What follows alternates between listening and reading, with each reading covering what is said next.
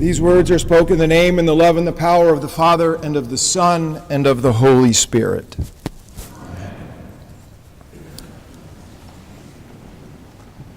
Good morning. You know that story. That is considered the second most well-known parable that Jesus tells, the first being the Good Samaritan. It wasn't until the Bible was translated into English that parable became known as the parable of the prodigal son. It was an Englishman, a biblical translator, who attached that title to it. And if you read commentators nowadays, they're fond of saying this is really the parable of the prodigal father. And of course, there are some that say this is the parable of the discontented son, the eldest son. Now here's the truth of it as I see it.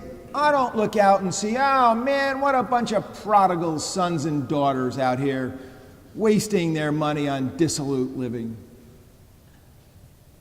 I mean, you could come after the service and come to me and say, well, that is actually me. But I think that we are all the oldest son or the oldest daughter, as it may be, the one who passed judgment on his brother. You may notice that it's the oldest son who says that your property was spent upon prostitutes. That's not what it says in the first part of the story. And he, of course, passes judgment on his father. As many of you know, 2 weeks ago, I was at a church convention in Denver with several other people here, and I know quite a few people there because I just keep showing up. There were two clergy people there that I don't like.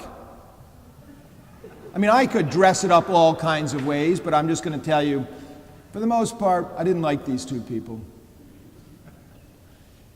And the way the session unfolded, I ended up in long conversations with each of them. At the end of it, I loved these two people. And I had one of those moments, I think I was back in my hotel room, when I realized all of my dislike for them was all my stuff. It was all my garbage. These two guys were having more fun than I was, and I was jealous. And I just laid upon them all of my stuff. Now, Jesus said, "Do not judge, lest you be judged."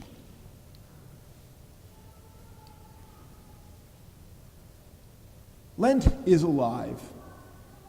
It's never one thing, because our lives are never one thing.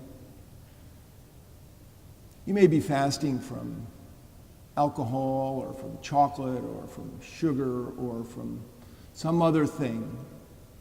But if you want to supercharge your Lent, why don't you fast from judging? Why don't you take Jesus at his word?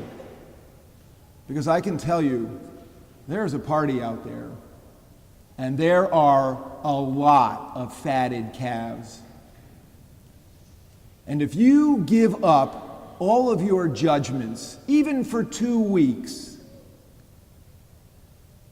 and act like the Father, and go out and embrace all of those people in love that you think you can't stand, it's awesome.